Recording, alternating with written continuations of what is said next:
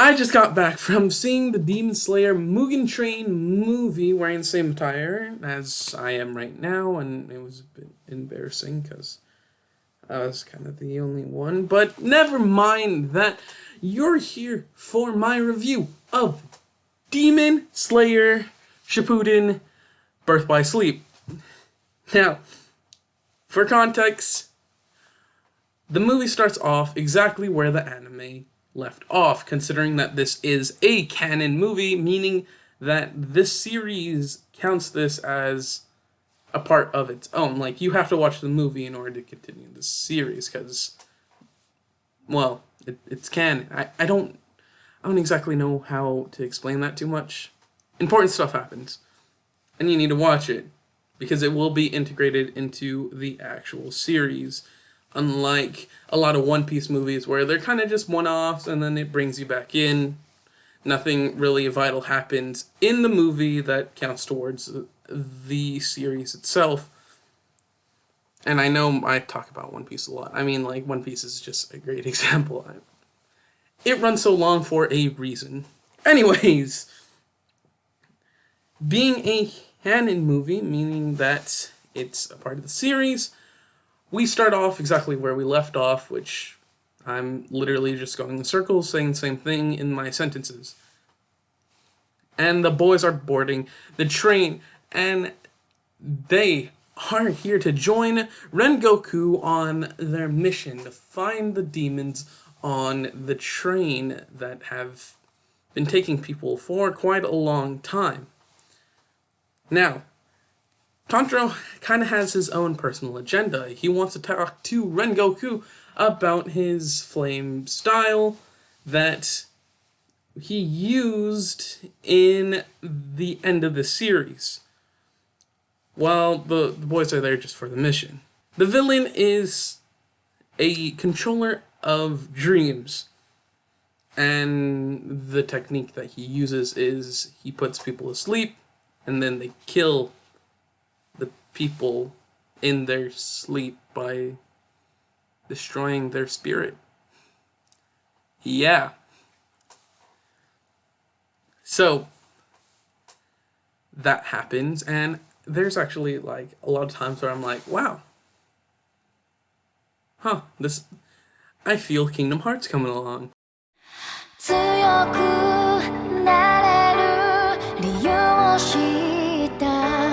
Let's move on to the main component, the story of all of this. I think this story is amazing, and it was perfect to go in a movie instead of, let's say, episodically. That's a word. I hope. It's self-contained, meaning like not a lot happens outside of the story that is really important for you to enjoy the movie itself. I mean, maybe some context of some characters, but they kind of just explain it in the beginning. And what a story this is.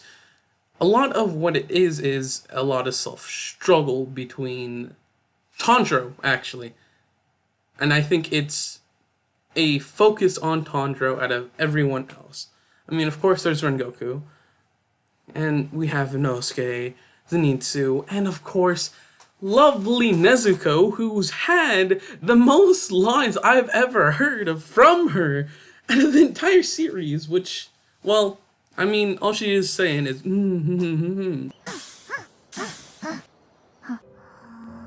She gets speaking lines this time. That surprised the stuff out of me, trying not to curse. Hi, YouTube. Anyways, the story is more about Tanjiro and his ability to move forward. And I think it's portrayed amazingly. It deals with what Tanjiro's guilt and I wouldn't exactly say fear, but it puts him in one of the most vulnerable, what the hell am I saying? vulnerable positions that we've ever seen him from the series. And he comes out a stronger character at the end of it. Of course, the entire series is surrounded around Tanjiro, but I think it really does tie up a lot of loose ends for him. Now, the animation is amazing! The animation is exactly what you think it is. So if you've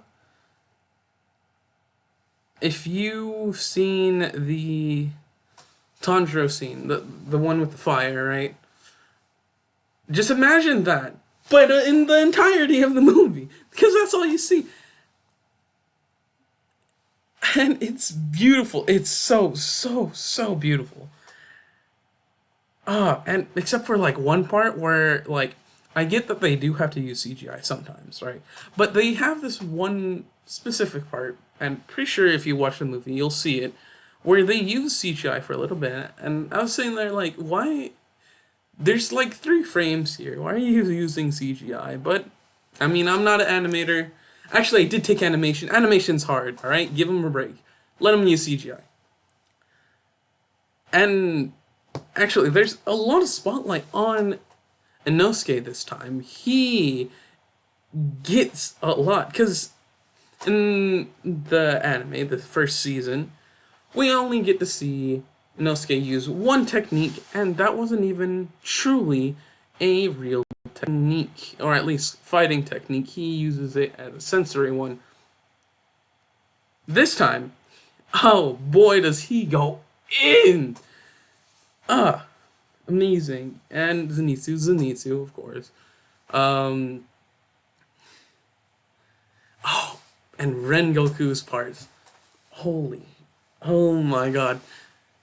I'm just so glad that they put this in a movie, because if they didn't, I have no idea how it would actually turn out. I think if you were trying to separate this into episodes, it wouldn't make sense, and I think that the animation quality wouldn't match up to, transferring to episodes. Now, I forgot to mention earlier that the story actually has a lot of the little bit of quirks, that little feeling of home that Demon Slayer has, the little gags, the bits, everything like that still within it. This isn't far from what the series usually does. Actually, it's kind of perfectly in line with what the series does, and I think that's what also contributes to why it feels like it's where it's supposed to be. It's canon. No character acts differently than they would have if not in a movie, which is strange to say, but it happens a lot more than you would think. I mean, to bring up One Piece again, well, I'm not going to bring up One Piece again. Just know I just said One Piece like 3 times. Now, where am I? This movie is amazing, and again, it's very much Demon Slayer. The thing is that if you don't like Demon Slayer, you're not going to enjoy this movie, which is weird, because why are you watching this? Why are you even considering watching the movie? I mean, it looks nice. I think you'd have a good time, but I personally know people that don't like Demon Slayer, and actually, they had a good time. So it's, a good time. It's a fun movie. You go on this adventure with these characters for 2 hours, which honestly isn't long for a movie nowadays. Strange, isn't it? And you get the whole package.